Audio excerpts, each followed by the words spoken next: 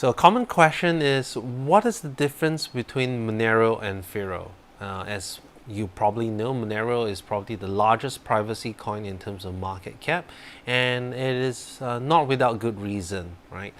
They were one of the first coins to really sort of push privacy, especially privacy on by default, and it's a very good holistic, privacy system.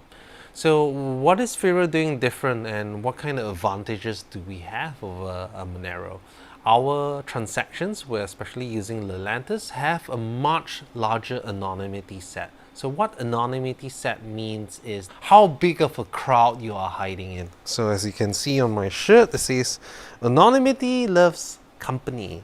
Currently in Monero, each transaction you made has kind of like 10 other decoys.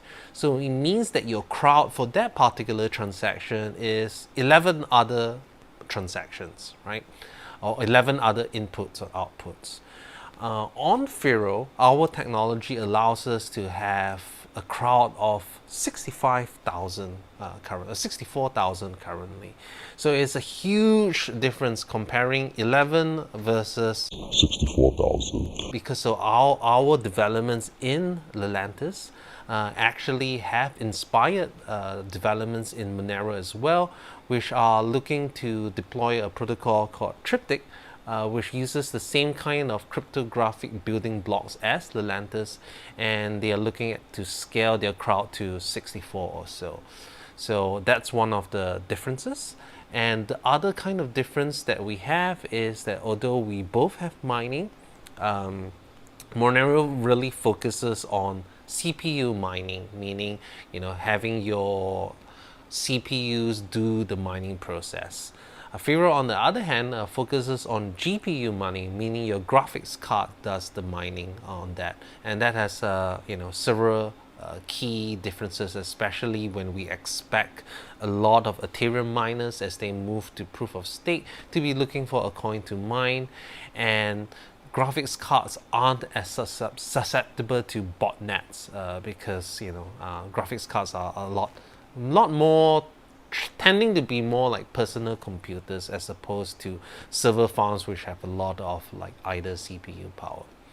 The last sort of difference is that our consensus mechanism, although we both have mining, Firo actually uses a hybrid consensus mechanism that combines proof of work with masternodes. And masternodes do provide some additional protection and also usability because, first of all, we cannot be 51% attacked anymore because the masternodes act as a secondary security layer.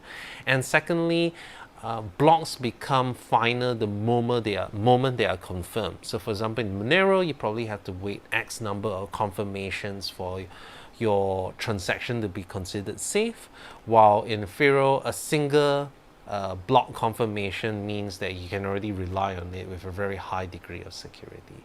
So, Monero is one of my favorite privacy coins, and we're not saying that, like Firo is going to beat Monero or anything like that. It's more about different trade-offs, different focuses. We have higher anonymity sets. We are willing to, focusing on usability, while Monero is very, very keen on focusing on pure decentralization, and we feel that that's a good trade-off. So yeah.